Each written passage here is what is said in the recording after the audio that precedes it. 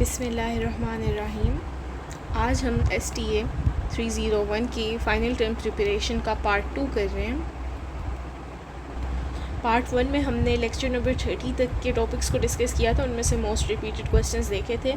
आज हम पार्ट 2 में लेक्चर नंबर 31 से स्टार्ट करेंगे एंड कोशिश करते हैं कि ज़्यादा से ज़्यादा कवर हो जाए। तो सबसे पहले हमारे पास नॉर्मल डिस्ट्रीब्यूशन का टॉपिक है। इसमें हमसे पूछा जा रहा है normal distribution and standard normal distribution को हमने डिफ़ाइन करना है। ओके, तो नॉर्मल डिस्ट्रीब्यूशन का हमारे पास आइडिया क्या है? देखिए, इससे पहले हमने जितना भी पढ़ा है उसमें सब कुछ हमने जो डेटा देखा था वो डिस्क्रीट था। लाइक अगर हम नंबर ऑफ़ सक्सेस काउंट कर रहे थे, या फिर हमने एक्सीडेंट्स के नंबर देखे थे, या फिर हमने देखा था कि कार्ड्स में से हमने एसेस को सिलेक्ट करना है, तो ये सब डिस्क्रीट था। लेकिन जो रियल लाइफ मेजरमेंट्स होते हैं वो ऐसे नहीं होते। ये तो काउंटिंग थी ना बेसिकली, तो काउंटिंग नहीं होती। हमारे पास कंटिन्यूस डेटा ज़्यादातर होता है। लाइक हाइट है, अगर तो किसी की हाइट अगर 5 है, ओके, तो क्या इसका मतलब वो एग्जैक्टली 5 है? आप इसको और प्रिसाइजली भी तो मेजर कर सकते हैं, लाइक 0.534।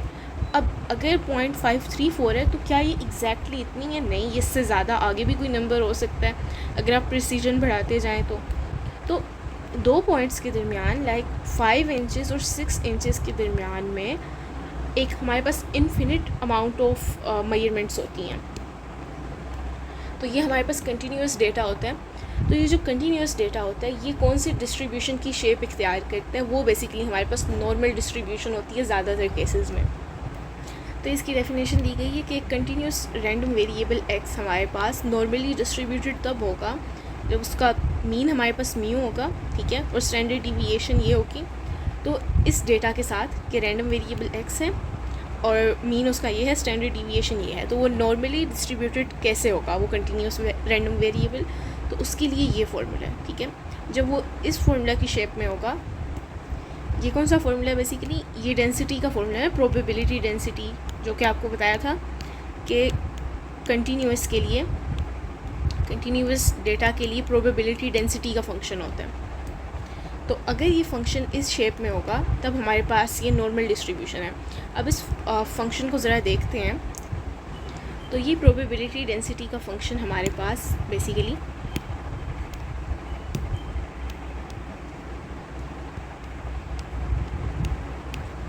ये है कि 1 over standard deviation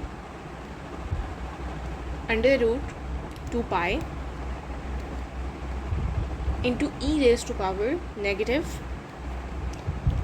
x minus mu squared over 2 variance हमारे पास बेसिकली स्टैंडर्ड डिविएशन का ही स्क्वेयर्ड होता है। और जो x है हमारे पास वो नेगेटिव से पॉजिटिव इन्फिनिटी के बीच में हो सकता है। अच्छा, अब इसमें अगर आप ये फैक्टर देखें, जो e रेज़ टू पावर है हमारे पास x माइनस म्यू स्क्वेयर्ड, ये बेसिकली क्या है? ये देखें, ये हमारी डिस्टेंस मेजर कर रहा है फ्रॉम द मीन, कि जो हमारा x पॉइंट है कोई, ठीक है, उसकी मीन से कितनी डिस्टेंस है। तो अगर समझ लें x और मीन में हमारे पास कोई डिस्टेंस नहीं है, ये दोनों बराबर हैं, एक पॉइंट हमारे पास मीन पर ही है, तो x माइनस म्यू हमारे पास 0 हो जाएगा। अगर ये 0 हो गया तो e रेज़ टू पावर 0 हो जाएगा, राइट, बिकॉज ये पूरा टर्म हमारे पास 0 हो गया ना। तो e रेज़ टू पावर 0 हमारे पास 1 होता है। तो इसका क्या मतलब हुआ कि ये जो हमारा कर्व है ना नॉर्मल डिस्ट्रीब्यूशन का, ये अपनी पीक पर है। मतलब कि जब हमारे पास म्यू और x इक्वल होंगे तब कर्व हमारा पीक पर होगा। अच्छा, क्या ये तो हमारा x माइनस म्यू वाले फैक्टर की बात होगी, जो कि हमारा x e की पावर में है, ठीक है। देन इसके बाद हमारे पास जो डिनोमिनेटर में देखें, यहाँ इसके डिनोमिनेटर में ये जो वेरिएंस है हमारे पास, ये विड्थ को कंट्रोल करती है, कर्व की विड्थ, राइट, कि कर्व की विड्थ कितनी है। अब देखिए, आपको पता होगा वेरिएंस का क्या मतलब है। वेरिएंस का मतलब तो यही था ना कि कोई भी हमारी वैल्यू मीन से कितना दूर जा सकती है, राइट। तो देखें, अब ये जितना ज़्यादा हमारे पास होगा उतनी ज़्यादा विड्थ होगी, मतलब कि वेरिएंस ज़्यादा होगी। मीन अगर यहाँ पर है बेसिकली, तो वेरिएंस अगर ज़्यादा है तभी हमारा कर्व वाइड होगा ना। अदरवाइज़ अगर वेरिएंस हमारी कम है, ठीक है, तो फिर तो जो हमारा मीन है, अगर मीन हमारा यहाँ है तो कर्व वाइड नहीं होगा अगर वेरिएंस कम है। तो ये हमारा बेसिकली किस चीज़ को मेजर कर रहा है, ये डिनोमिनेटर में हमारी विड्थ को मेजर कर रहा है, वाइड कितना होगा कर्व। अच्छा, एक कर्व हमारे पास बेसिकली बेल शेप में होता है, तो मतलब कि अगर बेल ऐसी है, ये तो कम वाइड है, अगर ज़्यादा हमारे पास होगी ये वेरिएंस तो ये बेल ज़्यादा वाइड हो जाएगी, इस तरह, ठीक है। तो अब तक इतना फॉर्मूला तो आपको याद हो गया होगा कि e⁻⁻⁻ मीन से डिस्टेंस का स्क्वायर्ड, ठीक है, डिवाइडेड बाय 2 वेरिएंस, इतना याद हो गया। अब ये क्या चीज़ है, अब ये फैक्टर रह गया सिर्फ। तो ये जो फैक्टर है ना हमारे पास, मतलब कि 1/σ यानी कि 1/, स्टैंडर्ड डिविएशन इंटू √2π, राइट, ये हमारे पास स्केलिंग फैक्टर है। स्केलिंग फैक्टर ये क्या करता है, ये एरिया को फोर्स करता है, फोर्सेस एरिया कि एरिया 1 के इक्वल हो। हम ऐसा क्यों फोर्स करना चाहते हैं, लेकिन क्योंकि कोई भी प्रोबेबिलिटी डिस्ट्रीब्यूशन जो है हमारे पास, उसका एरिया 1 के इक्वल होना चाहिए। क्योंकि आपको पता है टोटल प्रोबेबिलिटी अगर हम देखें, और पूरी जो हमारे पास स्पेस है, सैम्पल स्पेस, इसकी प्रोबेबिलिटी 1 होनी चाहिए हमेशा। तो ये तो हमारा एक फंडामेंटल रूल है ना, तो इसलिए हमने स्केलिंग फैक्टर के ज़रिए इसे 1 के इक्वल करने के लिए ये वाला फैक्टर ऐड करना है। तो अब फॉर्मूला की आपको समझ आ गई कि फॉर्मूला में सारी जो टर्म्स दिए गए हैं उनका क्या मतलब है। अब वैसे ज़्यादातर ये फार्मूला डायरेक्टली यूज़ तो नहीं होता, इसके लिए टेबल्स वगैरह होते हैं, बट आपको पता होना चाहिए फिर भी कि फार्मूला को रीड करना कैसे है। अच्छा, तो अब नॉर्मल डिस्ट्रीब्यूशन में मतलब कि हमारे पास 2 पैरामीटर्स होते हैं, एक तो हमारा मीन हो गया और दूसरी वेरिएंस हो गई। ये वेरिएंस है, ये स्टैंडर्ड डिविएशन नहीं है, स्टैंडर्ड डिविएशन इसका स्क्वायर रूट होती है, ठीक है। तो ये स्टैंडर्ड डिविएशन है और ये हमारे पास वेरिएंस है। और मीन हमारे पास बेसिकली क्या डिसाइड कर रहे हैं, ये डिसाइड कर रहे हैं कि बेल जो है हमारी वो होगी कहाँ पर एग्जैक्टली ग्राफ में, लेफ़्ट की तरफ होगी या फिर राइट की तरफ होगी, ठीक है। और ये जो हमारे पास हमारी स्टैंडर्ड डिविएशन वाला फैक्टर है, ये क्या हमारे पास डिसाइड करता है कि कितना वाइड होगा। वेरिएंस या स्टैंडर्ड डिविएशन हमारे पास इसकी वाइडनेस को, इसकी विड्थ को मेजर करती है। तो अब देखते हैं, देखें इस शेप का हमारे पास होगी प्रोबेबिलिटी वाला फंक्शन, ये प्रोबेबिलिटी वाला फंक्शन ऐसे होगा, तो ये हमारी नॉर्मल डिस्ट्रीब्यूशन होगी। और स्टैंडर्ड नॉर्मल अब क्या है, ये स्पेशल केस है जिसमें हम एक कर्व को डिफ़ाइन कर रहे हैं फॉर एग्जांपल, ठीक है। तो उसमें हमारे पास जो हमारा मीन है वो 0 के इक्वल होगा और स्टैंडर्ड डिविएशन जो है हमारी, या फिर वेरिएंस कह लें, वो 1 के इक्वल होगी स्टैंडर्ड डिविएशन। अच्छा, बेसिकली फार्मूला में तो हमारे पास वो यूज़ हो रही है, ठीक है, जो 2 पैरामीटर यूज़ हो रहे हैं वो वेरिएंस का है, बट यहाँ पर स्टैंडर्ड डिविएशन की बात हो रही है, ठीक है। जो पैरामीटर्स बताए थे ना, उसका ये मतलब नहीं है कि फार्मूला में स्टैंडर्ड डिविएशन यूज़ ही नहीं हो रही, देखिए यूज़ हो रही है, बट पैरामीटर का ये मतलब है कि वो जो फैक्टर डिसाइड कर रहा है ना ग्राफ की शेप, हमारे बेल की शेप को डिसाइड कर रहा है, वो उससे मुराद है कि वो पैरामीटर्स 2 डिसाइड करते हैं।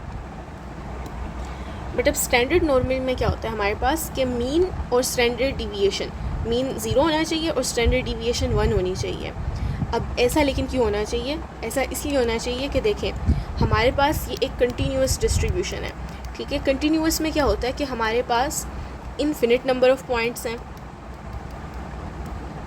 मतलब कि हमारे पास जो कर्व्स बनेंगे एक पॉइंट के लिए, तो इन्फिनिट पॉइंट्स हैं, तो कर्व्स भी हमारे पास इन्फिनिट होंगे। तो हर एक पॉइंट के लिए तो हम कर्व और ये क्या कहते हैं प्रोबेबिलिटी का टेबल नहीं बना सकते, तो इसका हमारे पास जो फिक्स है ना कि इसको हमने हल कैसे किया है, तो उसके लिए स्टैंडर्ड नॉर्मल हमारे पास आ जाता है, स्टैंडर्ड नॉर्मल। तो मतलब कि आप इन इन्फिनिट कर्व्स में से हमें कोई भी एक पॉइंट दे दें, ठीक है, फॉर एग्जांपल x y दे दें, तो इसको हम स्टैंडर्ड नॉर्मल में कन्वर्ट करेंगे, ठीक है, और स्टैंडर्ड नॉर्मल का हम कर्व और उसका प्रोबेबिलिटी टेबल बना देंगे सिर्फ। तो हर पॉइंट का बनाने की ज़रूरत नहीं है, बस एक पॉइंट लें, कोई भी आपको पॉइंट दे दिया गया, उसे स्टैंडर्ड नॉर्मल में कन्वर्ट कर लें। जब आपने उसे कन्वर्ट कर लिया तो आपको बस एक ही टेबल याद रखने की ज़रूरत है, सिर्फ नॉर्मल वाला, स्टैंडर्ड नॉर्मल वाला टेबल याद रखने की ज़रूरत है। मतलब कि आपको कोई भी पॉइंट दे दिया गया, उसका आपको मीन 5 दे दिया गया और स्टैंडर्ड डिविएशन आपको उसकी 4 दे दी गई है। आपने क्या करना है, आपने इसको कन्वर्ट करना है म्यू को 0 में और जो स्टैंडर्ड डिविएशन है उसको आपने 1 में कन्वर्ट करना है। अब स्टैंडर्ड डिविएशन 1 लिख रहे हैं तो इसका अगर आप स्क्वायर करके वेरिएंस भी निकाल लेंगे तो ज़ाहिर है वो भी 1 ही निकलेगी, तो इसलिए स्टैंडर्ड डिविएशन ही हम कह रहे हैं। तो देखें, इसलिए हम स्टैंडर्ड में कन्वर्ट करना क्यों चाहते हैं, हम इसीलिए कन्वर्ट करना चाहते हैं ताकि इन्फिनिटली मैनी पॉइंट्स तो हम बना ही नहीं सकते, हर किसी का आप टेबुलेट नहीं कर सकते, इसलिए आपको उसे एक स्टैंडर्ड फॉर्म में किसी भी कर्व को एक स्टैंडर्ड नॉर्मल में लेके आना है। ये स्टैंडर्ड नॉर्मल है। अब ये नॉर्मल में आप किस ज़रिए से ला सकते हैं उसका ये फॉर्मूला दिया गया। स्टैंडर्ड नॉर्मल में लाने का ज़रिया ये है कि जो पॉइंट है उसमें से म्यू को माइनस कर रहे हैं हम, डिवाइडेड बाय स्टैंडर्ड डिविएशन।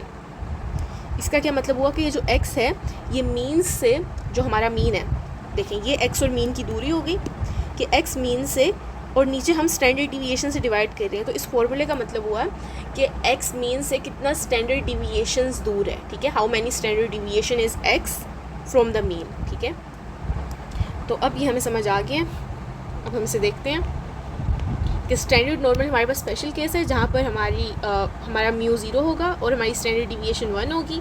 इसे हम इस फॉर्मूले से देख सकते हैं कि x म्यू से कितना स्टैंडर्ड डिविएशंस दूर है और नॉर्मल वेरिएबल में हम कन्वर्ट कर सकते हैं। तो ये एक ही टेबल हमें याद करना पड़ेगा, एक ही कर्व हमारे पास होगा, तो इसके ज़रिए हम हर प्रॉब्लम को हल कर सकते हैं। इसकी प्रॉपर्टीज़ हमें दी गई हैं, वो क्या है कि ये सिमेट्रिक अबाउट द मीन होता है। नॉर्मल हमारा जो नॉर्मल डिस्ट्रीब्यूशन है इसमें मीन, मीडियन और मोड तीनों मेजर्स ऑफ जो सेंट्रल टेंडेंसी हैं वो हमारे पास तीनों सेम है।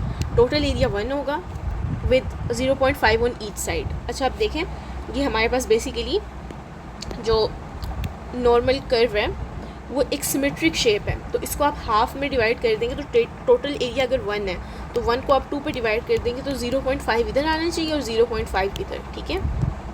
तो यही बात लिखी हुई है। ओके, उसके बाद curve never touches the horizontal axis. आपको बताया गया है कि ये देखें, ये हमारे पास जो कर्व है इसमें इन्फिनिटली मैनी पॉइंट्स हैं। अगर इन्फिनिटली मैनी पॉइंट्स हैं तो ये एक्स एक्सिस को कभी टच नहीं करेगा। देखिए ये एक्स एक्सिस के क्लोज होता जाएगा बट टच कभी नहीं करेगा। क्यों? क्योंकि जब एक्स एक्सिस को टच कर गया वहाँ पर तो ये 0 हो जाएगा, ये पॉइंट 0 हो जाएगा और 0 तो कभी नहीं होगा, बिकॉज हमें तो नेगेटिव इन्फिनिटी और पॉजिटिव इन्फिनिटी तक जाना है। ओके, और एम्पिरिकल रूल के मुताबिक अबाउट 68% जो डेटा है हमारा वो फर्स्ट स्टैंडर्ड डिविएशन के बीच में होता है, यानी कि एक स्टैंडर्ड डिविएशन के बीच में। ये हम पिछले लेक्चर में भी एम्पिरिकल रूल डिटेल में देख के आ चुके हैं तो ज़्यादा डिस्कस नहीं करेंगे। 2 स्टैंडर्ड डिविएशंस के दरमियान में हमारे पास 95% डेटा होता है और 3 स्टैंडर्ड डिविएशंस के बीच में हमारे पास 99.7% डेटा होता है। आगे नॉर्मल प्रोबेबिलिटी की कैलकुलेशन है, इसकी एक एग्जांपल हमें दी गई है। अच्छा, क्वेश्चन में बताया गया है कि x हमारा नॉर्मली डिस्ट्रीब्यूटेड है और मीन हमें दिया गया 50, वेरिएंस दी गई है 25 और हमने फाइंड करना है प्रोबेबिलिटी के जो हमारा रैंडम वेरिएबल x है वो 54 से बढ़ा होगा, ठीक है। तो सबसे पहला स्टेप हमारा क्या है कि हमने स्टैंडर्ड डिविएशन फाइंड कर लेनी है। तो वेरिएंस स्क्वायर्ड है तो इसका हम स्क्वायर रूट ले लेंगे तो 25 का स्क्वायर रूट आपके पास 5 आ जाएगा, तो ये आपके पास स्टैंडर्ड डिविएशन 5 आ गई। अब देखें हमने क्या कहा था कि हम एक ही बेल शेप्ड और एक ही टेबल को हम डिस्कस करेंगे, वो होगा हमारा जो स्टैंडर्ड नॉर्मल का है जिसमें मीन हमारे पास 0 होगा और स्टैंडर्ड डिविएशन उसमें हमारे पास 1 होगी। तो क्या स्टैंडर्ड डिविएशन 1 है? नहीं, ये तो 5 है। क्या मीन हमारे पास 0 है? नहीं, ये तो 50 है। तो पहले हम इसे कन्वर्ट करेंगे। वो हमने कन्वर्ट कैसे करना था?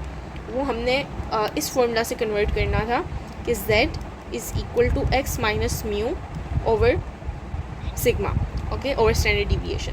तो जब ये हम कर लेंगे तो हमारे पास एक वैल्यू आ जाएगी 0.80। अब 0.80 से क्या मतलब है? ये हमारे पास वो पॉइंट है, स्टैंडर्ड पॉइंट, जहाँ पर इस डिस्ट्रीब्यूशन का मीन हमारे पास 0 है और स्टैंडर्ड डिविएशन 1 है, ओके। अब हम इसे दोबारा लिख लेते हैं, मतलब कि अब हम प्रोबेबिलिटी इस चीज़ की फाइंड नहीं करेंगे। अब हमने जो स्टैंडर्ड निकाला है उससे रिप्लेस कर दें। अब हम स्टैंडर्ड को देखेंगे। स्टैंडर्ड के लिए हम z को यूज़ कर रहे हैं और जो पॉइंट हमने निकाला था उससे बड़ा होना चाहिए, ओके। अब इसको हम यूज़ करेंगे। अच्छा, अब नेक्स्ट स्टेप पे उन्होंने कहा कि आपने टेबल रीड करना है। अभी हमारे पास यहाँ पर टेबल तो नहीं है, शायद नीचे हो। देखें, अब टेबल से ही हमें ये एरिया मिलता है। तो बेसिकली मैंने आप लोगों के यूनिवर्सिटी को ईमेल करके पूछा, उन्होंने कहा कि ये टेबल्स आपको सेंटर पर प्रोवाइड कर दिए जाते हैं, तो आप लोग भी ईमेल करके पूछें। तो बेसिकली ये सेंटर पर प्रोवाइड किए जाते हैं टेबल्स। तो उस टेबल में अब आपने क्या करना है, देखिए बेसिकली हमें ये पता करना है ना कि जी हमारे पास 0.80 से बड़ा कहाँ होगा। तो देखें, एक ही हमारे पास कर्व होता है जिसको हम डिस्कस करते हैं नॉर्मल वाला कर्व, ठीक है। तो इसमें हमारे पास 0.80 से बड़ा कितना एरिया है, वो एरिया हमने बेसिकली फाइंड करना है। तो अब जो हमारे पास इसके लिए टेबल होते हैं ना, उनको बोलते हैं नॉर्मल टेबल। अब इनमें क्या है कि ये हमेशा एरिया टू द लेफ़्ट बताते हैं, एरिया टू द लेफ़्ट। मतलब कि कोई भी, अगर मैं आपको पॉइंट बता दूं कि ये एक पॉइंट है, ठीक है, जी पॉइंट है, तो टेबल में जब इस जी की वैल्यू हम देखेंगे ना, तो ये हमें बताएगा कि उसकी लेफ़्ट साइड पर कितना एरिया है, मतलब कि इस साइड वाला एरिया बताएगा। बट हमें यहाँ पर क्या देखना है, हमें देखना है कि जी से बड़ा कितना एरिया है। तो लेफ़्ट साइड पर तो नेगेटिव वैल्यूज़ होती हैं, तो लेफ़्ट साइड पर तो स्मॉलर एरिया होगा इस वैल्यू से।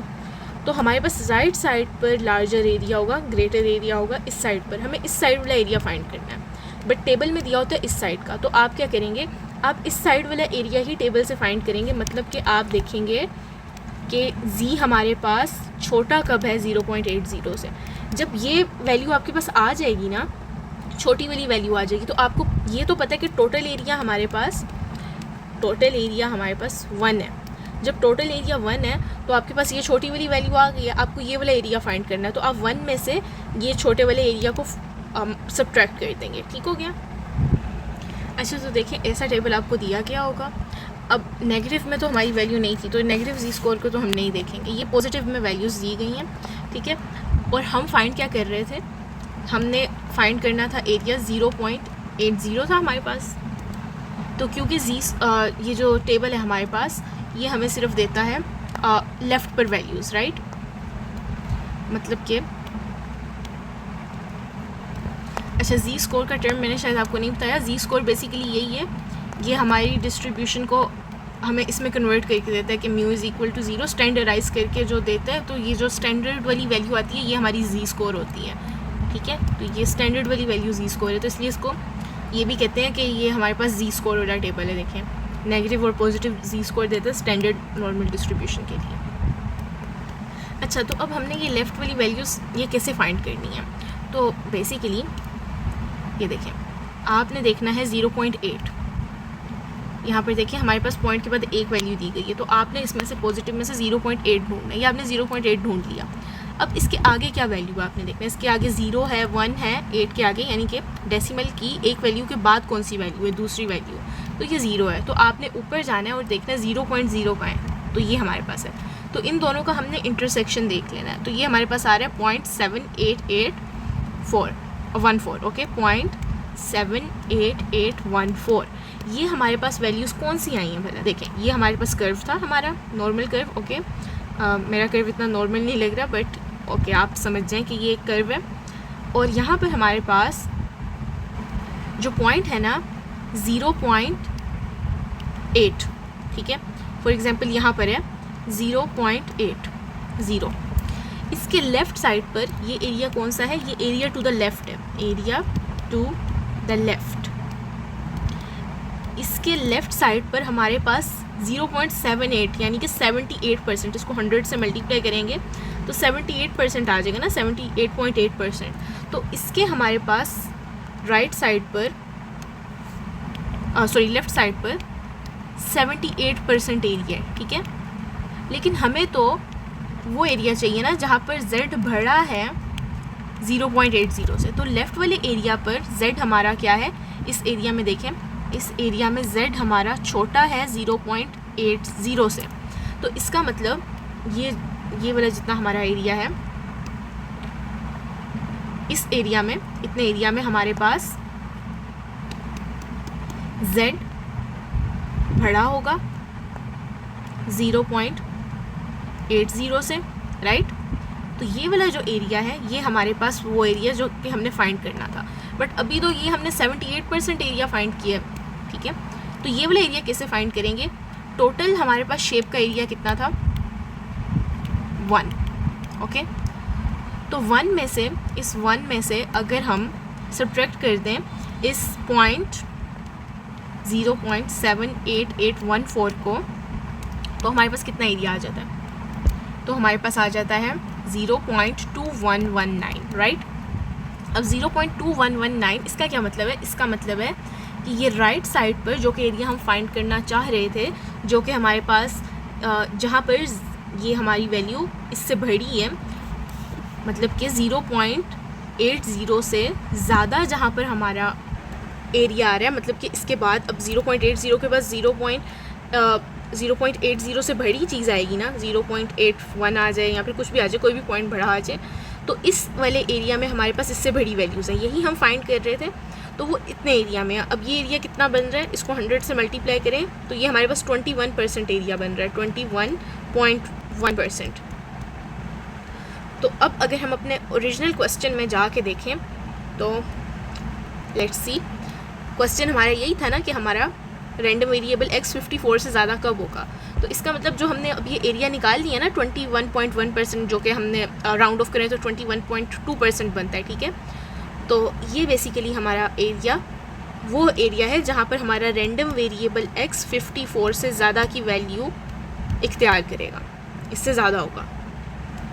तो ये क्वेश्चन आप प्रैक्टिस ज़रूर करें और एक बार अपनी यूनिवर्सिटी को ईमेल करके ये कंफर्म भी करें कि आपको वो टेबल्स प्रोवाइड करेंगे, ठीक है। तो बेसिकली ये यहाँ पर यही बात की गई है कि table area to the left देते हैं। अच्छा, अगर आपको पहले एरिया टू द लेफ़्ट ही फाइंड करना है, आपको पहले ये फाइंड करना है कि z हमारा छोटा कहाँ पर होगा, ठीक है। तो फिर जो वैल्यू 0.78 वाली आ गई है ना, 0.78 आ गई है, यानी कि 78%, फिर तो आप वही लिख देंगे क्योंकि आपने फाइंड ही यही करना था। बट अगर area to the right find करना है, मतलब कि z हमने फाइंड करना है बड़ा कहाँ है इस वैल्यू से, तब हम 1 से सब्ट्रैक्ट करते हैं। तो अगर z लेस देन फाइंड करना है, पहले ये area to the left find करना है, देन आपको ये सब्ट्रैक्ट नहीं करना 1 में से, ये याद रखिएगा। ओके, देन हमारे पास एम्पिरिकल रूल आ रहा है। एम्पिरिकल रूल को भी डिस्कस कर लेते हैं एक बार, क्योंकि अलग से इसका क्वेश्चन आ गया। तो ये हमें कहता है कि बेसिकली अगर आपके पास एक नॉर्मल डिस्ट्रीब्यूशन है, तो इसमें हमारे पास अगर ये मीन है, तो मीन से अगर आप एक स्टैंडर्ड डिविएशन दूर जाएंगे, यहाँ पर एक स्टैंडर्ड डिविएशन, तो इसके बीच में हमारे पास कितना डेटा आ जाएगा? इसके बीच में हमारे पास 68% डेटा आ जाएगा। वो आगे अगर हम इसके कहते हैं 2 स्टैंडर्ड डिविएशंस दूर जाएंगे, ये देखिए नेगेटिव है, 2 स्टैंडर्ड डिविएशंस दूर जाएंगे तो इसमें हमारे पास आ जाएगा कितने परसेंट डेटा आ जाएगा? यहाँ पर 95% डेटा आ जाएगा, ओके। और अगर हम 3 स्टैंडर्ड डिविएशंस दूर जाएंगे, ठीक है, 3 स्टैंडर्ड डिविएशंस हम अगर दूर जाएंगे, तब हमारे पास इतने डिस्टेंस में 99.7% डेटा आ जाएगा। तो यही बस एम्पिरिकल रूल है हमारा। तो अब इसके मुताबिक उन्होंने हमें क्वेश्चन क्या दिया हुआ है? उन्होंने क्वेश्चन में दिया हुआ है कि एक डिस्ट्रीब्यूशन है जिसका मीन हमारे पास 20 है, स्टैंडर्ड डिविएशन 2 है। आपने फाइंड करना है कि मीन में ऐड कर दें 2 स्टैंडर्ड डिविएशन या फिर मीन से सब्ट्रैक्ट कर दें 2 स्टैंडर्ड डिविएशन, यानी कि मीन से 2 स्टैंडर्ड डिविएशन का डिस्टेंस हमने फाइंड करना है और स्टेट करना है कि इसमें कितने % ऑफ डेटा आ रहा है इनके दरमियान में, ठीक है। तो देखें ज़रा, हमारे पास दिया गया है मीन कितना दिया गया है? 20 दिया गया है और स्टैंडर्ड डिविएशन दी गई है 2, ठीक है। तो आपने क्या करना है, मीन में स्टैंडर्ड डिविएशन 2 स्टैंडर्ड डिविएशंस को ऐड और सब्ट्रैक्ट करके देखना। तो अलग अलग लिख लें, मीन प्लस 2 स्टैंडर्ड डिविएशंस और मीन माइनस 2 स्टैंडर्ड डिविएशंस। तो मीन क्या था? 20 प्लस 2 इंटू स्टैंडर्ड डिविएशन कितनी थी? 2, और मीन मीन कितना था? 20 माइनस 2 इंटू स्टैंडर्ड डिविएशन कितनी थी? 2। तो ये हो गया 20 + 4 और ये हो गया हमारे पास 20 - 4। तो ये बेसिकली आ गया 24 और 16, राइट। तो लोअर लिमिट हमारी क्या है? लोअर लिमिट है डेटा की 16 और अपर लिमिट है हमारे पास 24। यानी कि अगर अब हम इसकी डिस्ट्रीब्यूशन बना के वैसे देखना चाहें तो मीन 20, फर्स्ट स्टैंडर्ड डिविएशन यहाँ पर नेगेटिव 22, यहाँ पर पॉजिटिव नेगेटिव 22 नहीं, इसमें से 2 माइनस करेंगे तो 18 और यहाँ पर 22, ठीक है। तो ये फर्स्ट स्टैंडर्ड डिविएशन थी, ये मीन था। इसमें से 2 और माइनस करते हैं तो ये second standard deviation, 2 standard deviation जो कि हम फाइंड कर रहे थे, राइट। तो ये बन गया 16 और यहाँ पर ये नेगेटिव है और ये पॉजिटिव में हमारे पास दूसरी स्टैंडर्ड डिविएशन ये 24। तो ये क्या कह रहे हैं, ये तो हमने फाइंड कर ली लोअर लिमिट और अपर लिमिट 2 स्टैंडर्ड डिविएशन के दरमियान में। आगे उन्होंने पूछा था इनके दरमियान में एरिया कितना है। तो एम्पिरिकल रूल के मुताबिक 2 स्टैंडर्ड डिविएशन मीन से दूर हमारे पास 95% ऑफ द एरिया आ जाता है, राइट। तो ये हमने लिख दिया। तो बस यही हमारा क्वेश्चन था। तो अप्रॉक्सीमेटली 95% ऑफ द ऑब्जर्वेशन, ये एम्पिरिकल रूल से हमने बताया है, ये हमने खुद अभी बैठ के कैलकुलेट नहीं किया कि कितने % डेटा आ रहा है, तो ये आपने ऐसे ही बताना है। तो ये काफ़ी इजी क्वेश्चन था। अब हम MCQs की तरफ आते हैं। In a standard normal distribution the mean and standard deviation are. Standard normal में आपको बताया हम स्टैंडर्ड में कन्वर्ट करते हैं जी के ज़रिए से, ठीक है। जी हमारा जी स्कोर जो कि स्टैंडर्ड में कन्वर्ट करके हमें देता है, उसमें हमारे पास 0 होता है हमारा मीन और 1 होती है स्टैंडर्ड डिविएशन। तो मीन होगा 0 एंड स्टैंडर्ड डिविएशन होगी 1, तो 0 and 1, okay. Then for a symmetrical distribution के लिए Pearson's coefficient of skewness Pearson का एक कोफिशिएंट ऑफ स्क्यूनेस है, वो हमारे पास क्या होगा। अब देखें, अगर कोई हमारे पास ग्राफ है और अगर वो हमारे पास सिमेट्रिक है, परफेक्टली सिमेट्रिक है, ठीक है। मतलब कि सिमेट्रिक का क्या मतलब है कि जितना उसके लेफ़्ट साइड पर है उतना ही उसकी राइट साइड पर भी डेटा है, ठीक है। लेकिन अगर कोई स्क्यूनेस आ जाए, मतलब कि ज़्यादा इस तरफ हो, इस तरफ ज़्यादा हमारा डेटा हो, तो इसका क्या मतलब है कि हमारी राइट साइड पर ज़्यादा डेटा है। राइट साइड पर कौन सी वैल्यूज़ होती हैं, पॉजिटिव, ठीक है। तो अगर कोफिशिएंट पॉजिटिव होगा मतलब कि ये हमारे पास राइट तरफ स्क्यूड है, और अगर हमारे पास इस साइड पर ज़्यादा स्क्यूनेस हो, ठीक है, लेफ़्ट साइड पर ज़्यादा डेटा है, तो लेफ़्ट साइड मतलब कि इधर नेगेटिव वाली साइड है। तो अगर कोफिशिएंट नेगेटिव हो तो हमारे पास लेफ़्ट साइड पर स्क्यूड होगा। ऐसी कौन सी सूरत होगी कि ये कभी भी हमारे पास स्क्यूड ना हो, दोनों साइड पर सिमेट्रिकल एक जितना डेटा हो, तो वो तो तभी होगा जब ये हमारे पास 0 होगा, इक्वल टू 0। तो यही लिखा positive skew means a right tail. Positive skew आ जाएगा तो राइट टेल आ जाएगी, इस साइड पर डेटा चला जाएगा। नेगेटिव मतलब कि लेफ़्ट साइड। तो अगर हमें परफेक्टली सिमेट्रिक चाहिए तो ये कोफिशिएंट ऑफ स्क्यूनेस जो है हमारे पास, जो कि स्क्यूनेस को मेजर करता है कि ये किस तरफ ज़्यादा झुका हुआ है इसका, वो हमारे पास 0 के इक्वल होना चाहिए, तो इक्वल टू 0। आगे है हमारे पास सैम्पलिंग डिस्ट्रीब्यूशन। तो सैम्पलिंग डिस्ट्रीब्यूशन में हमारे पास क्वेश्चन है कि सैम्पलिंग डिस्ट्रीब्यूशन होती क्या है। इसकी डेफिनेशन है कि probability distribution of a statistic, किसी भी स्टैटिस्टिक की हमारे पास प्रोबेबिलिटी की डिस्ट्रीब्यूशन, जिसमें हमारे पास sample mean, sample proportion, sample standard deviation, ये सब हमारे पास कहाँ से आती हैं, जो सैम्पल्स दिए गए होते हैं उनसे, ठीक है। देखिए, एक तो हमारे पास होती है पॉपुलेशन, ये आपने पढ़ा होगा। पॉपुलेशन में सारे हमारे पास सैम्पल्स आ जाते हैं, बट पूरी पॉपुलेशन को तो हम अक्सर इस पर कैलकुलेशंस भी नहीं कर सकते, तो हम इसमें से एक छोटा सा सैम्पल लेते हैं। जब हम इसमें छोटा सा सैम्पल लेते हैं एक, तो हम पूरी पॉपुलेशन का मीन नहीं फिर निकाल रहे होते, सैम्पल का मीन निकालते हैं और सैम्पल की स्टैंडर्ड डिविएशन निकालते हैं, सैम्पल का प्रपोर्शन निकालते हैं। तो ये सब जब हम निकालते हैं, ये हमें एक अंदाज़ा दे रहा होता है कि पॉपुलेशन में किस तरह की चीज़ होगी, ठीक है। हम सैम्पल से पॉपुलेशन का अंदाज़ा कर रहे होते हैं। तो अब अगर हम हर पॉसिबल सैम्पल के, यानी कि जितने भी हमारे पास सैम्पल हैं गिवन साइज़ के, तमाम पॉसिबल सैम्पल्स, ठीक है, उनसे ये सब ऑब्टेन करें। लाइक एक गिवन साइज़ है कि 30 लोगों का सैम्पल होगा, ठीक है, 30 पीपल को हमने करना है, उनकी for example age, height measure करनी है, ओके। तो 30 लोगों के जितने पॉसिबल सैम्पल्स हैं उन सब में से हम ये डेटा लेंगे, तो उससे जो हमारे पास डिस्ट्रीब्यूशन बनेगी वो सैम्पलिंग डिस्ट्रीब्यूशन होगी, क्योंकि हम इन लोगों के तमाम पॉसिबल सैम्पल्स ले रहे हैं एक स्पेसिफिक साइज़ के। The sample proportion, for instance, take a different value in every sample and the pattern of those values is its sampling distribution. अब जो सैम्पलिंग प्रपोर्शन है, हमारे पास एक सैम्पलिंग प्रपोर्शन चीज़ होती है कि एक सैम्पल में फॉर एग्जांपल आपको कितनी सक्सेसेस हो रही हैं। तो आपके पास फॉर एग्जांपल एक पॉपुलेशन में 100 सैम्पल्स बने थे और वही 30 पीपल के बने थे, ठीक है। 30 पीपल के 100 सैम्पल बने थे एक पॉपुलेशन में से, ठीक है। अब उसमें ये जो हमारे पास पॉपुलेशन का सैम्पल का प्रपोर्शन है, ठीक है, कि एक प्रपोर्शन में हमें कितनी सक्सेस हो रही है। फॉर एग्जांपल देखना था कि इन लोगों की हाइट 5 फीट से ज़्यादा होनी चाहिए, ठीक है। तो अब हर सैम्पल में ये बात सेम तो नहीं होगी।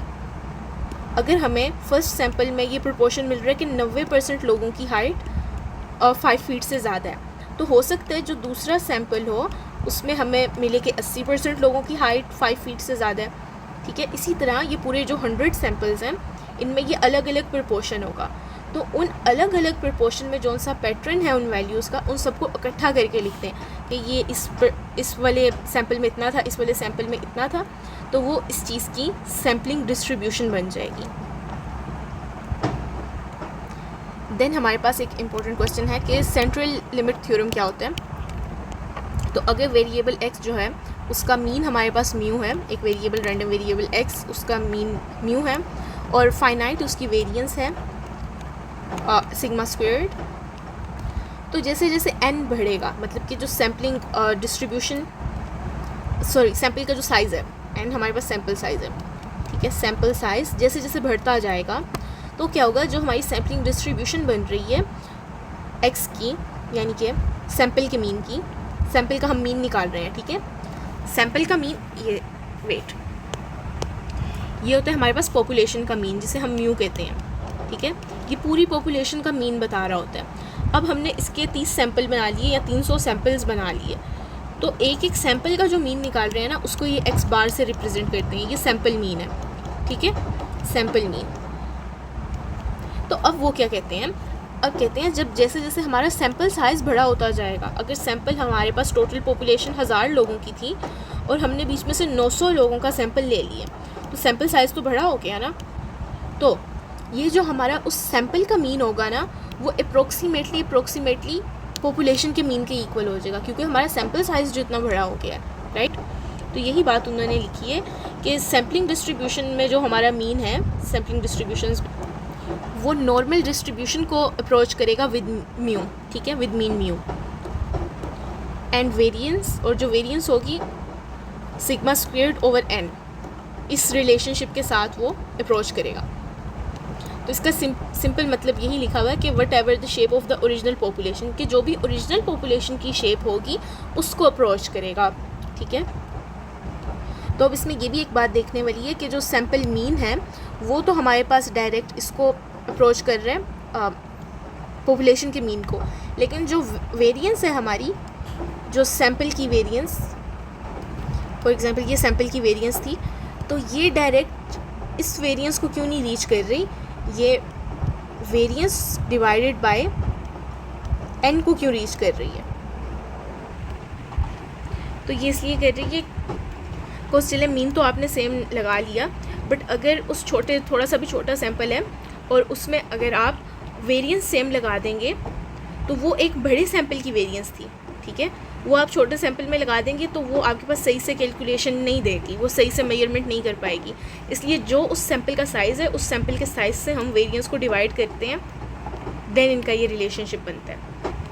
तो ये ज़रा बात समझने वाली है क्योंकि ये आगे और इम्पोर्टेंट काम आएगी। देखें ज़रा, ये हमारे पास हमने कहा कि वेरिएंस ओवर n, हमने यही कहा कि हमारा n जो है वो जब बहुत बड़ा हो जाएगा, काफ़ी सिग्निफिकेंटली हमारे पास बड़ा हो जाएगा, राइट, तब क्या होगा कि जो हमारी सैम्पलिंग डिस्ट्रीब्यूशन है, सैम्पलिंग डिस्ट्रीब्यूशन वो ऑलमोस्ट हमारे पास नॉर्मल डिस्ट्रीब्यूशन को अप्रोच करेगी, ठीक है, अप्रोच करेगी नॉर्मल डिस्ट्रीब्यूशन को, जहाँ पर उसका जो सैम्पल का मीन है वो ऑलमोस्ट जब अप्रोच कर रहे हैं नॉर्मल डिस्ट्रीब्यूशन को, तो किन चीज़ों के साथ करेगा, सैम्पल मीन म्यू के साथ, ठीक है। लेकिन जो वेरिएंस है हमारे सैम्पल की, वो जब नॉर्मल डिस्ट्रीब्यूशन को हम अप्रोच कर रहे होंगे तो वो खाली वेरिएंस नहीं होगी, वो अप्रोच करते हुए almost variance divided bye n होगा। अगेन एक बार क्लियर कर लेते हैं। सैम्पलिंग साइज़ जब बड़ा होगा तो ये हमारी sampling distribution almost normal distribution को अप्रोच करेगी with mean which is almost mu and variance which is almost population की variance divided by sample size. अब देखें, अगर आप इसका स्क्वायर रूट कर लें तो ये हमारे पास इक्वल हो जाएगा standard deviation over sample size square root. Okay, इसको हम बोलते हैं स्टैंडर्ड एरर। स्टैंडर्ड एरर, तो स्टैंडर्ड एरर हमें बेसिकली क्या बताता है कि हमें वो अनसर्टेनिटी या फिर जितना एरर हो सकता है वो बताता है कि जो ट्रू हमारे पास पॉपुलेशन का डेटा है और ये जो सैम्पल का डेटा है इसमें हमारे पास कितना को फ़र्क आ सकता है। ठीक है, तो ये बेसिकली हमारे पास स्टैंडर्ड एरर है। ओके, नेक्स्ट क्वेश्चन में हमसे पूछा गया मीन एंड स्टैंडर्ड एरर का, बट इसके लिए हमें पहले थोड़ा सा इसका बैकग्राउंड देखना पड़ेगा। चलें देखते हैं। समझे आपके पास एक पॉपुलेशन है, तो एक छोटी सी पॉपुलेशन हम लेते हैं, मतलब कि पॉपुलेशन का साइज़ है सिर्फ 3 आपके पास मेंबर्स हैं पॉपुलेशन में। ठीक है, फॉर एग्जांपल 2, 4 और 6, ये आपकी पूरी पॉपुलेशन है, ये सैम्पल नहीं है, पूरी पॉपुलेशन है। तो पॉपुलेशन का मीन हम निकाल लेते हैं, वो होता है हमारे पास म्यू। तो 2 + 4 + 6 डिवाइड बाई 3, हमारे पास 4, ये पॉपुलेशन का मीन है। ठीक है, अब पॉपुलेशन की वेरिएंस निकाल लेते हैं। तो वेरिएंस आपको पता है, इसमें से हम मीन को माइनस करेंगे स्क्वायर्ड, प्लस 4 में से मीन को माइनस करेंगे स्क्वायर्ड, प्लस 6 में से मीन को माइनस करेंगे स्क्वायर्ड और डिवाइड बाई 3। तो ये ऑलमोस्ट हमारे पास बनेगा 2.667। तो बेसिकली मीन हमारे पास बन रहा है 4, मीन हो गया 4 और वेरिएंस हो गई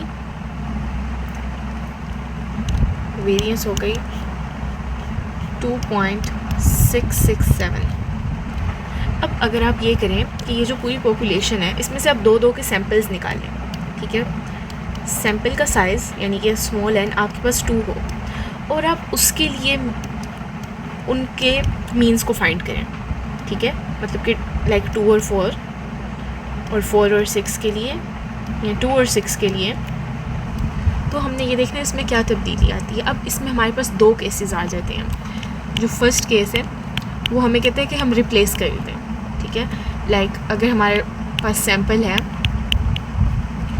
2 और 2, क्योंकि हम रिप्लेस कर रहे हैं ना, मतलब हमने एक 2 निकाल दिया, देन उसको अगेन हमने 2 से रिप्लेस कर दिया, तो इसलिए हमारे पास 2 और 2 आ रहा है और इसमें हमारे पास आ जाएगा 2 और 4। ठीक है, यही लिख लेते हैं हम, बल्कि विद रिप्लेसमेंट हमारे पास क्या बनेगा 2 और 2 का सैम्पल बन जाएगा, 2 और 4 का, देन 2 और 6 का, देन 4 और 2 का, देन 4 और 4 का, 4 और 6 का, देन 6 और 2 का, देन 6 और 4 का एंड देन 6 और 6 का।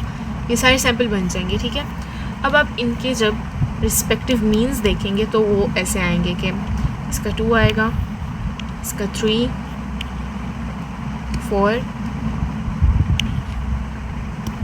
इसका 3 बनेगा। देखिए 4 + 4 8 डिवाइड बाई 2, ये हमारे पास अगेन 4 बनेगा। देन 4 और 6 10 डिवाइड बाई 2, ये 5 बन जाएगा और ये हमारे पास अगेन 4 बन जाएगा, ये 5 बन जाएगा और ये 12 डिवाइड बाई 2 हमारे पास 6 बन जाएगा। तो ये बेसिकली क्या है, ये टेबल हमने कौन सा बनाया आप लोग समझ ही गए होंगे, ये हमारे पास सैम्पलिंग डिस्ट्रीब्यूशन है।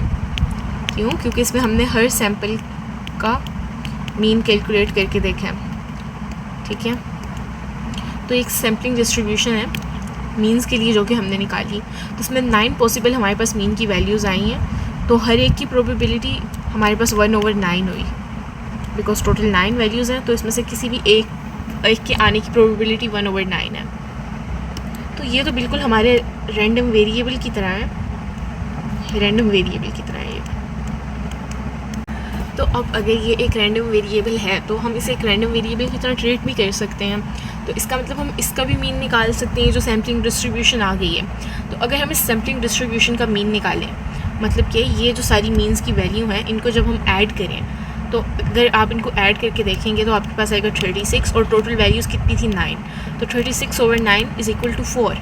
तो 4 हमारा पॉपुलेशन का मीन भी था, राइट। यहाँ हम जाके देख सकते हैं कि हमारी पॉपुलेशन का मीन कितना था, वो 4 था। अच्छा, तो ये तो बेसिकली हमारे पास मीन का कनेक्शन हो गया ना, बट अभी एक चीज़ बाकी है जो कि हमारी थी स्टैंडर्ड डिविएशन या वेरिएंस। बल्कि हम वेरिएंस ही देख रहे थे, ठीक है, तो वेरिएंस से देखते हैं। अब देखते हैं हम कि इसका हमारे पास सैम्पलिंग डिस्ट्रीब्यूशन का मीन क्या आया, 4 आया, राइट। अब हमने देखना है इसमें कितनी डिविएशंस आ रही हैं।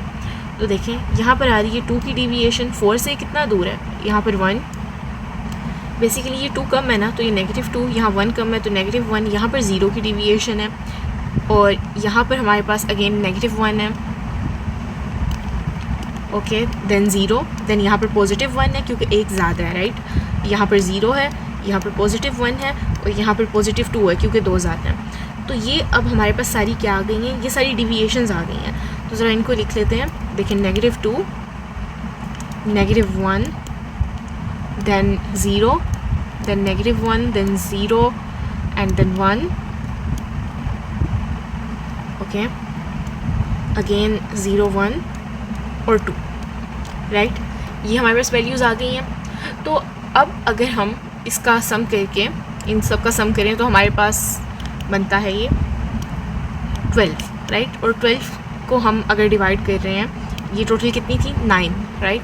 तो 12/9 इज़ जस्ट इक्वल टू 4/3। तो 4/3 की वैल्यू निकालें तो ये आपके पास बनती है ऑलमोस्ट बनती है 1.33। तो अब देखें यहाँ पर हमारे पास जो वेरिएंस आ रही है बेसिकली वो 1.33 आ रही है। जब हमने इसके लिए देखा था, पॉपुलेशन के मीन के लिए देखा था, तो जब हमने अपनी सैम्पलिंग डिस्ट्रीब्यूशन से अपना मीन निकाला, वो भी हमारे पास 4 आ रहा था। तो ये तो सेम आ रहा था, बट अब वेरिएंस को देखें। वेरिएंस यहाँ पर आ रही थी हमारी पॉपुलेशन की 2.667, और यहाँ पर आ रही है हमारे पास 1.33। तो क्या इनके बीच में कुछ रिलेशन है? बिकॉज़ होना तो चाहिए, बिकॉज़ मीन के बीच में भी है। तो अभी हमारे पास आ रही है जो वेरिएंस आ रही है वो आ रही है 1.33। अब आप एक काम करें।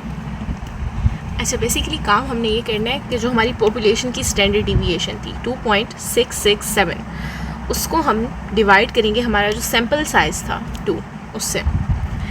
तो ये देखें 2.667 डिवाइडेड बाय जो हमारा सैम्पल साइज़ है 2। तो ये देखें हमारे पास वही वैल्यू आ रही है जो कि हमने अपने सैम्पलिंग डिस्ट्रीब्यूशन से अपनी वेरिएंस निकाली है, राइट। मतलब कि वेरिएंस हमने सैम्पलिंग डिस्ट्रीब्यूशन से निकाली है। इसके लिए हम छोटा सा x यहाँ पर लिख रहे हैं, x बार। तो यहाँ से हमने निकाली है, तो ये हमारे पास 1.33 आ रही है जब हमने अपनी पॉपुलेशन की स्टैंडर्ड डिविएशन को 2 से डिवाइड किया, मतलब कि अपने सैम्पल साइज़ से डिवाइड किया। तो यहाँ पर आपको मकसद था कि रिलेशनशिप इन दोनों का दिखे। तो बेसिकली यहाँ पर रिलेशनशिप हुआ क्या हमारे पास, रिलेशनशिप यहाँ पर लिख लेते हैं। तो इनका रिलेशनशिप बेसिकली यही है कि आप देख सकते हैं जो हमारी सैम्पलिंग की वेरिएंस थी, राइट, जो हमारी सैम्पलिंग डिस्ट्रीब्यूशन की वेरिएंस थी वो इक्वल है। यहाँ पर स्पेसिफिक केस में देखें तो हमने से 2 से डिवाइड किया था तो हमारे पास ये वैल्यू आई थी ना। तो यानी कि जो पॉपुलेशन की वेरिएंस है उसे 2 से डिवाइड किया तो ये वैल्यू आई, राइट। बट 2 तो हमारे स्पेसिफिक केस में था। 2 बेसिकली क्या है, सैम्पलिंग का जो साइज़ है हमारी, तो इसकी जगह हम n लिख देते हैं। मतलब कि ये वैल्यू हमारे पास कैसे आ रही है, पॉपुलेशन की स्टैंडर्ड डिविएशन, पॉपुलेशन की वेरिएंस को जब आप डिवाइड कर रहे हैं अपने सैम्पल के साइज़ से। तो इसे ज़रा एक क्लीन पेज पे देख लेते हैं। देखें बेसिकली यही है कि सैम्पलिंग की डिस्ट्रीब्यूशन में जो वेरिएंस है, जो टोटल पॉपुलेशन में वेरिएंस है, उसको डिवाइड करते हैं सैम्पल साइज़ से, तब वो दोनों एक दूसरे के इक्वल आती हैं। तो इसको आप स्टैंडर्ड डिविएशन के हिसाब से भी लिख सकते हैं। तो ये बन जाएगी स्टैंडर्ड डिविएशन तो उसके हिसाब से हमारे पास ये फॉर्मूला आ जाएगा। तो ये बेसिकली हमारा स्टैंडर्ड एरर है। अब ये स्टैंडर्ड एरर क्यों है? क्योंकि ये देखें, ये फ़र्क आ रहा था ना हमारी असल पॉपुलेशन में, जो एक्चुअल पॉपुलेशन थी और जो सैम्पलिंग डिस्ट्रीब्यूशन थी, उन दोनों में फ़र्क आ रहा था। तो ये उसको रिप्रेजेंट कर रहे हैं, इवन दो जो हमारे पास मीन था और सैम्पलिंग जो मीन था उनमें फ़र्क नहीं आ रहा था, ठीक है, सैम्पलिंग डिस्ट्रीब्यूशन वाले में और पॉपुलेशन में, तो उसमें हमें किसी एरर की ज़रूरत नहीं थी। बट यहाँ पर हमारे पास जो फ़र्क आ रहा है उसको हम रिप्रेजेंट करेंगे स्टैंडर्ड एरर से। अच्छा, ये हमने केस 1 देखा था। अभी हमारे पास एक और केस है, वो है विदाउट रिप्लेसमेंट। उसमें तो हमने रिप्लेस कर दिया था, लाइक 2 2 और 4 4 वाले भी पेयर्स आ रहे थे हमारे पास। बट अगर हम विदाउट रिप्लेसमेंट देखें तो हमारे पास 2 4 2 6 और 4 6 बनते हैं, ठीक है, मतलब कि रेपिटेशन नहीं हो रही। एक बार 2 निकल गया तो दोबारा वो 2 के साथ नहीं आएगा, डिस्टिंक्ट पेयर्स बन रहे हैं।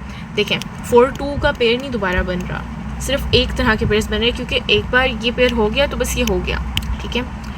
अब इसका अगर हम निकालें, इनका मीन निकालें, तो इसका मीन हमारे पास बनता है 3, इसका हमारे पास बनता है 4 और इसका बनता है 5। तो इन तीनों की हम एवरेज निकालें, 3 + 4 + 5 डिवाइडेड बाई 3, तो ये हमारे पास स्टिल बनेगी, लेकिन 7 + 5 ये 12 और 12/3 हमारे पास, सॉरी 12/3 ये हमारे पास अगेन 4 बन जाएगा। तो मीन तो अभी भी हमारे पास सेम आ रहा है, ठीक है, इसका मतलब ये अनबायस्ड है, ये चेंज नहीं हो रहा। हमारे पास सैम्पलिंग डिस्ट्रीब्यूशन में भी हम देख रहे हैं और पॉपुलेशन में सेम आ रहा है। अब डिविएशन की बात करते हैं, ठीक है, यानी कि वेरिएंस निकाल लें अगर हम, तो देखें ये 4 से कितना वेरी कर रहे हैं। ये -1 एक कम है ना, और ये 0 और ये +1, तो -1 + 0 + +1। बट देखिए हम वेरिएंस निकाल रहे हैं, ऐसे ही केसेस के लिए हम वेरिएंस निकालते हैं, बिकॉज स्टैंडर्ड डिविएशन में तो ये कैंसिल आउट हो जाएंगे। तो इनका स्क्वायर और डिवाइड बाई 3 कर देते हैं, तो ये हमारे पास बन जाएगा 2/3, राइट। 2/3 हमारे पास अप्रोक्सीमेटली इक्वल है, बल्कि आई थिंक पूरा इक्वल है 0.667 के, नो अप्रोक्सीमेटली है ये, ठीक है, तो ये अप्रोक्सीमेटली इतना इक्वल है। तो अब जब हमने वेरिएंस विद रिप्लेसमेंट वाले केस में निकाली थी, वो तो 1.333 आ रही थी, और अब विदाउट रिप्लेसमेंट हमारे पास 0.667 आ रहा है। तो स्प्रेड तकरीबन देखें ये हाफ में कट हो गया हमारा।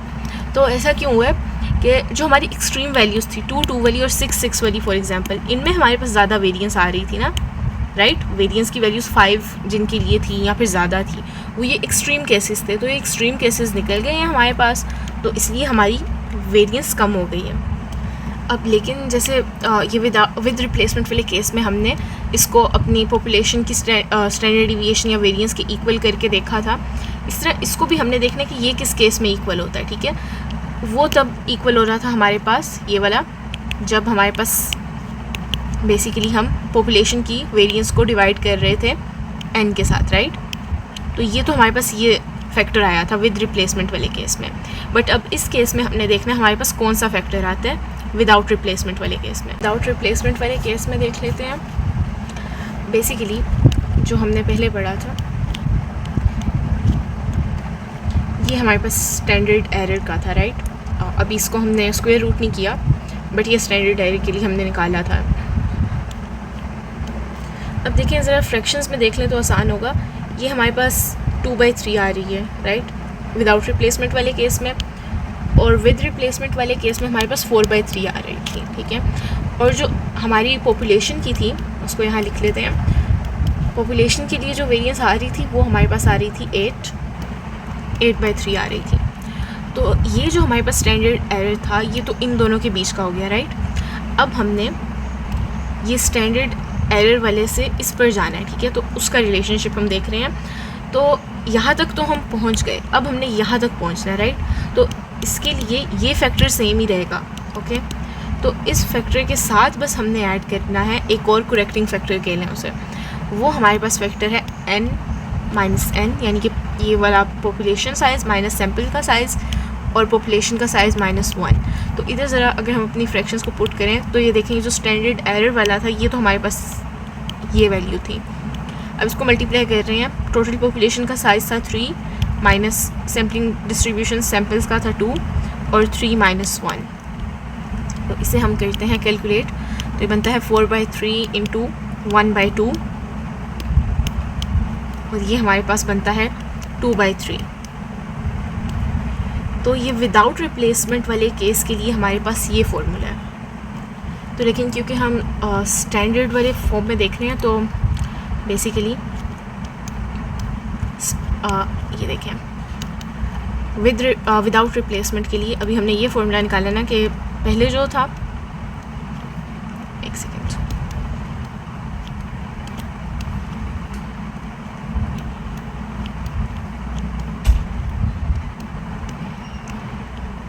अच्छा ये वेरिएंस के लिए था, इसको स्क्वायर रूट कर लें पूरे को तो ये हमारे पास आ जाएगा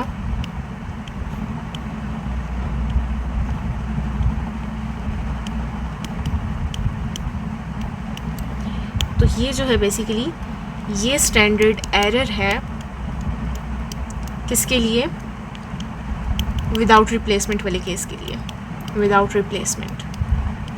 और विद रिप्लेसमेंट के लिए सिर्फ इतना होगा, इतना, ये विद रिप्लेसमेंट के लिए, ठीक है। और विदाउट रिप्लेसमेंट में ये वाला करेक्टिंग फैक्टर हम ऐड कर देते हैं। तो अब हम यहाँ से देखते हैं, देखें विद रिप्लेसमेंट हमारे पास मीन सेम रहेगा सैम्पल का भी और पॉपुलेशन का भी, लेकिन जो स्टैंडर्ड डिविएशन है यहाँ पर वेरिएंस नहीं है, देखें स्क्वायर्ड नहीं है, यहाँ पर अभी हम स्टैंडर्ड डिविएशन की बात कर रहे हैं। तो स्टैंडर्ड डिविएशन मतलब कि ये standard deviation divided by under root of sample size, ये हमारे स्टैंडर्ड एरर के इक्वल आएगा, ठीक है। तो ये तो सेम रहेगा लेकिन स्टैंडर्ड डिविएशन सेम नहीं रहेगी, सैम्पलिंग में हमारे पास स्टैंडर्ड एरर आएगा। क्या आएगा, स्टैंडर्ड एरर।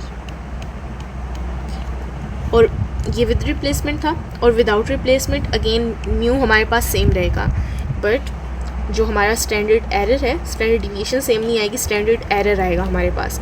उसमें ये वाला फैक्टर सेम है और साथ में ये करेक्टिंग फैक्टर है कि पॉपुलेशन में से सैम्पल साइज़ को माइनस कर रहे हैं, ओवर पॉपुलेशन में से 1 को माइनस कर रहे हैं और स्क्वायर रूट में है ये सब कुछ। और वो क्यों है, क्योंकि हम वेरिएंस से स्टैंडर्ड डिविएशन में गए हैं। ये एक्स्ट्रा फैक्टर उन्होंने बताया is the finite population correction, क्योंकि इन्फिनिट पॉपुलेशन नहीं है, पॉपुलेशन में हमारे पास कुछ सैम्पल्स को हम टेस्ट कर रहे हैं, ठीक है। इसलिए जो सैम्पलिंग डिस्ट्रीब्यूशन है सबको टेस्ट नहीं कर रहे एक सैम्पल में, हर एक सैम्पल में कुछ एलिमेंट्स को यूज़ कर रहे हैं, देन हम सारे सैम्पल चाहे देख रहे हैं, बट ये फाइनाइट पॉपुलेशन की करेक्शन है, इसलिए क्योंकि still in a single sample हमारे पास फाइनाइट पॉपुलेशन है। तो ये स्टैंडर्ड एरर को हमारे पास श्रिंक करता है, क्योंकि जब हमने देखा कि हम विदाउट रिप्लेसमेंट कर रहे थे तो स्टैंडर्ड एरर हमारे पास बढ़ गया था, मतलब कि उसमें दोनों वैल्यूज़ में फ़र्क आने लग गया था, राइट। इसका जब हमने वेरिएंस कैलकुलेट की और इसकी वेरिएंस कैलकुलेट की तो उन दोनों में फ़र्क आ रहा था, तो वो फ़र्क क्योंकि काफ़ी ज़्यादा था तो ये स्टैंडर्ड एरर को ये वाला फैक्टर श्रिंक करता है, ठीक है। बिकॉज उन्होंने कहा सैम्पलिंग विदाउट रिप्लेसमेंट, जो विदाउट रिप्लेसमेंट वाली सैम्पलिंग है जिसमें हम रिप्लेसमेंट नहीं कर रहे, वो पॉपुलेशन के बारे में ज़्यादा इंफॉर्मेशन एक्सट्रैक्ट करती है। तो इसका एक क्वेश्चन दिया गया सैम्पलिंग डिस्ट्रीब्यूशन विदाउट रिप्लेसमेंट का, रिप्लेसमेंट नहीं कर रहे, मतलब कि ये हमने फाइनाइट पॉपुलेशन वाला करेक्शन वाला फैक्टर ऐड करना है, इसको आप सिंपली FPC भी कह सकते हैं, ठीक है। तो पॉपुलेशन कितनी है, टोटल पॉपुलेशन n की है, उसकी वैल्यूज़ n इक्वल है 5 के, ठीक है। और टोटल 5 वैल्यूज़ ये दी गई हैं, सैम्पल हम 3 साइज़ का ले रहे हैं, स्मॉल n 3 के इक्वल है, और विदाउट रिप्लेसमेंट, ठीक है, इस पर आपने फोकस रखना है, विदाउट रिप्लेसमेंट। तो मीन और वेरिएंस फाइंड करनी है सैम्पलिंग डिस्ट्रीब्यूशन ऑफ x बार, ठीक है। तो मीन तो वही होगा जो कि पॉपुलेशन का मीन होगा। तो मीन कैसे कैलकुलेट करना है, ये जो सारी वैल्यूज़ हैं 1 + 2 + 3 + 5 + 6 डिवाइडेड बाय टोटल पॉपुलेशन का साइज़ है 5, उससे डिवाइड करेंगे तो ये मीन आ जाएगा, 3.4 मीन आ गया। अब वेरिएंस आपने निकालनी है, तो वेरिएंस आपको पता है कैसे निकालेंगे, हर वैल्यू में से 1 में से सबसे पहले हम माइनस करेंगे जो मीन की वैल्यू है ये 3.4, इसका स्क्वायर कर लेंगे, देन इसमें ऐड कर लेंगे सेकंड वैल्यू माइनस मीन, इसका भी स्क्वायर कर लेंगे, देन ऐसे सारी वैल्यूज़ ऐड करके उनको डिवाइड कर देंगे हम टोटल जो पॉपुलेशन का नंबर है 5 उससे, ठीक है। तो वेरिएंस आ जाएगी हमारे पास, ये वेरिएंस आ गई। अब सैम्पल का मीन और पॉपुलेशन का मीन आपको पता सेम होता है, तो वो आपने ऐसे ही इक्वल करके लिख देना है, ठीक है। पूरा कैलकुलेट नहीं करना है। जो मैंने पहले कैलकुलेट करके नोट्स पे आपको समझाया है वो बेसिकली आपको समझाने के लिए था कि इसने इक्वल ही आना है। अब आपको पता है कि विदाउट रिप्लेसमेंट हमारे पास सैम्पलिंग डिस्ट्रीब्यूशन है, तो आपने यही करना है कि इक्वल लिख देना है डायरेक्ट। और वेरिएंस, अब अपने वेरिएंस निकालनी है, लेकिन विदाउट रिप्लेसमेंट है तो आपने फाइनाइट पॉपुलेशन करेक्शन वाले फैक्टर को डालना है। मतलब कि आपने ये वाला फॉर्मूला यूज़ करना है, स्टैंडर्ड एरर का वेरिएंस निकाल रहे हैं ना, तो इसमें आपने साथ में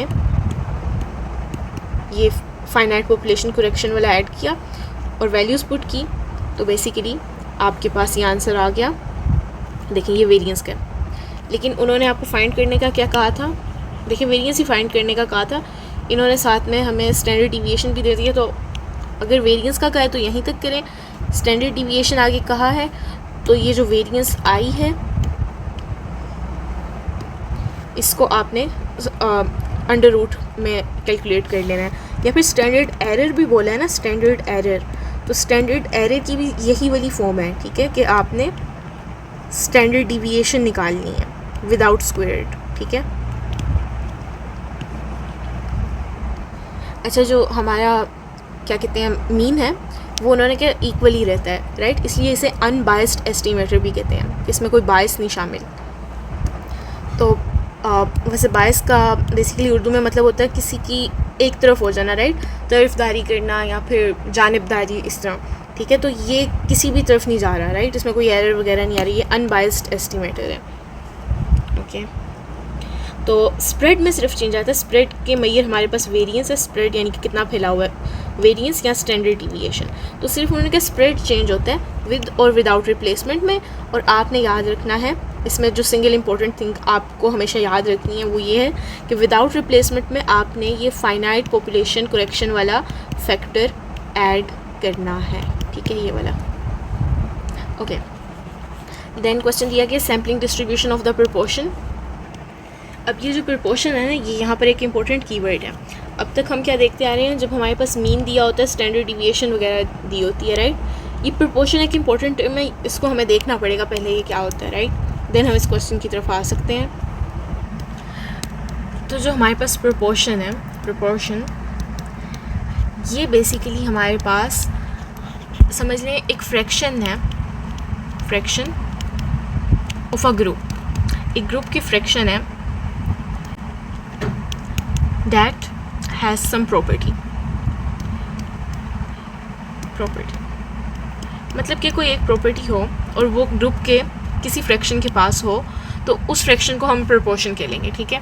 फॉर एग्जांपल अगर हमारे पास 100 स्टूडेंट्स हैं, ठीक है, 100 स्टूडेंट्स हैं, उनसे हम पूछते हैं आप स्मोक करते हैं कि नहीं, तो उसमें से 30 कहते हैं कि हाँ जी हम स्मोक करते हैं। तो इसका मतलब जो स्मोकर्स हैं, स्मोकर्स, उनका प्रोपोर्शन क्या हुआ, प्रोपोर्शन वो हुआ 30/100, ठीक है। तो ये प्रोपोर्शन है सिंपली, तो इसमें और ऐसा कुछ भी नहीं है, बट ये सिंपली हमें परसेंटेज बता देता है। देखें 30 आउट ऑफ 100, तो 30% हमारे पास स्मोकर्स हैं।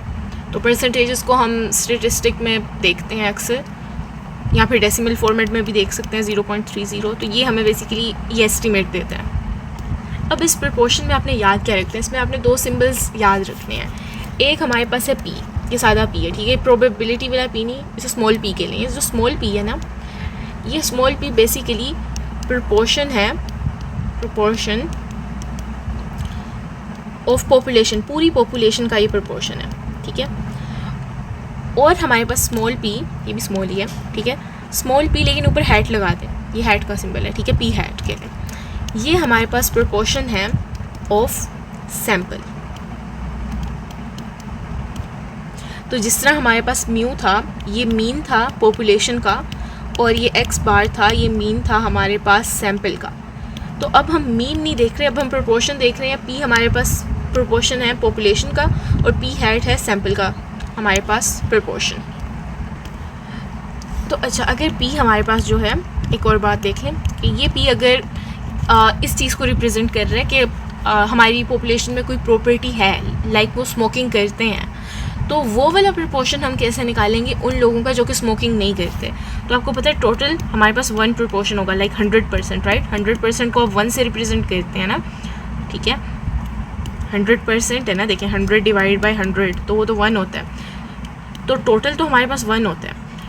तो अब अगर आप 1 में से माइनस कर दें उस प्रपोर्शन को, इस प्रपोर्शन को कि जितने लोग स्मोकिंग करते हैं, तो आपके पास क्या आ जाएगा, आपके पास उन लोगों का प्रपोर्शन आ जाएगा जिनमें ये प्रॉपर्टी नहीं है, जो कि नॉन स्मोकर्स हैं, ठीक है, नॉन स्मोकर्स। तो ये तो स्मोकिंग वाली एक एग्जांपल है, बट हमारे पास क्यू कैसे आ जाता है, जिस सैम्पल के जिस प्रपोर्शन में प्रॉपर्टी मौजूद ना हो वो क्यू है। तो ये कैसे आ जाएगा, 1 माइनस वो वाला प्रपोर्शन जिसमें प्रॉपर्टी मौजूद है, ठीक है। तो ये फ्रैक्शन विदाउट द प्रॉपर्टी है और ये फ्रैक्शन विद द प्रॉपर्टी है। अच्छा, तो बेसिकली हम ये सारे देख क्यों रहे हैं, ये हम इसलिए देख रहे हैं, पहले हम क्या कर रहे थे, हम एस्टिमेट कर रहे थे ना म्यू से, हम म्यू को हम एस्टिमेट कर रहे थे एक्स बार से, राइट। तो अब इधर हमारे पास चेंजिंग क्या आ रही है, हमारे पास प्रोपोर्शंस आ गए हैं, बात सेम ही हम कर रहे हैं, ठीक है। इसमें बस हम एक्स बार की जगह पी हैट को देखेंगे और जो हमारे पास म्यू था उसकी जगह हम देख लेंगे पी को, ठीक है। अगेन ये प्रोबेबिलिटी वाला बिग पी नहीं है, ओके। तो ये हमारा हो गया यहाँ तक। तो अब इसके लिए क्या फॉर्मूला, अब वो पूरी बात समझाने की दोबारा ज़रूरत नहीं है, मेरा ख्याल है कि जो पूरा आपको रिलेशन दिखाया था म्यू का और एक्स बार का, वो इसमें भी फिर देखेंगे, बहुत लेंथी हो जाएगा, बात सेम है, ठीक है। तो बस हम यहाँ पर प्रोपोर्शंस की बात कर रहे हैं।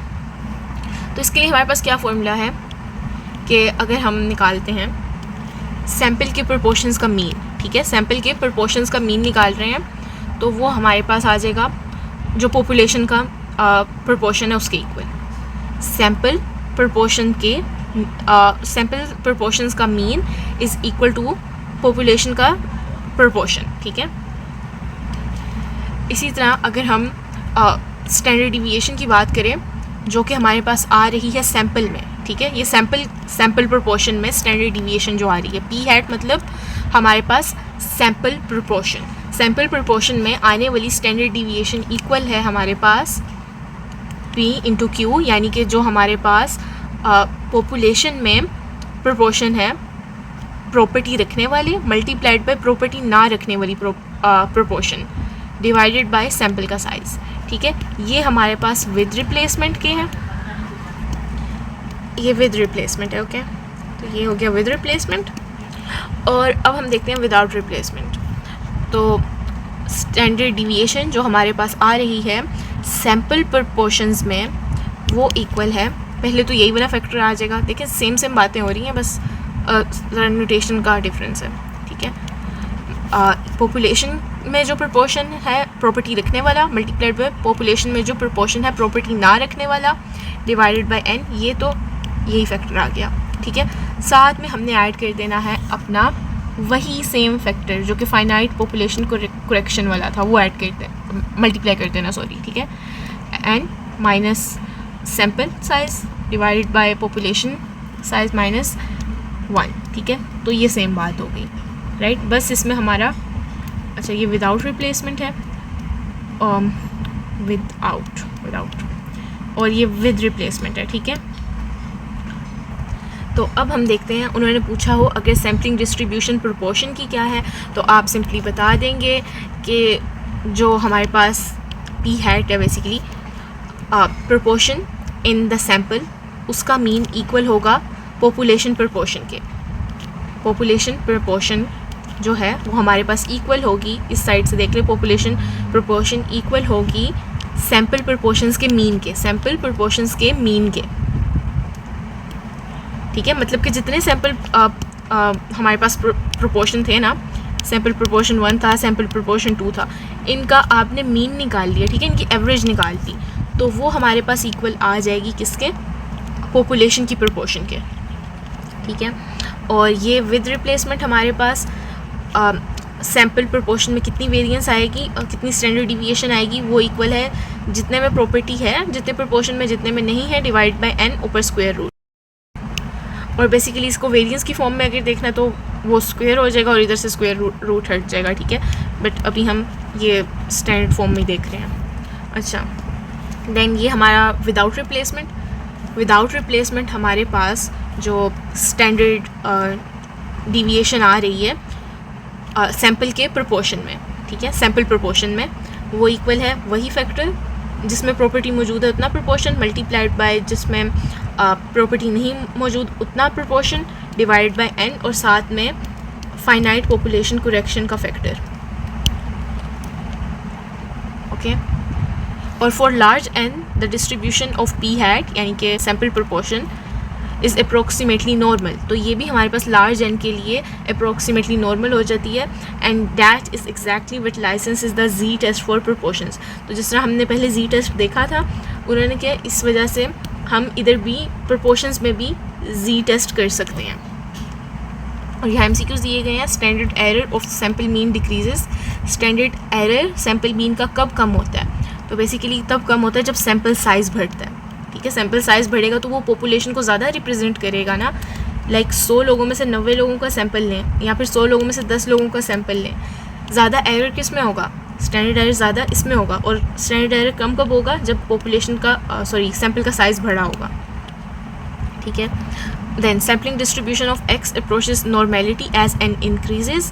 उन्होंने कहा सैम्पलिंग डिस्ट्रीब्यूशन हमारे पास जो है वो नॉर्मेलिटी यानी कि नॉर्मल डिस्ट्रीब्यूशन को कब अप्रोच करती है? जब n इंक्रीज़ करता है। तो इसको हम क्या कहते हैं? ये हमारा सेंट्रल लिमिट थ्योरम में हमने पढ़ा है, ये ऊपर सेंट्रल लिमिट थ्योरम हम पढ़ के आए थे, ठीक है। इसको भी आप अच्छे से देख लीजिएगा, ओके। तो आज की वीडियो में हम इतना ही रखते हैं। ये सेकंड पार्ट हो गया। आई थिंक इसका कम से कम 1 नहीं तो 2 पार्ट तो और बनेंगे, तभी हमारा कवर होगा, बिकॉज हम चीज़ों को अच्छे से समझने की कोशिश कर रहे हैं और जस्ट स्किम थ्रू नहीं कर रहे हैं। तो नेक्स्ट पार्ट तक के लिए अल्लाह हाफिज़।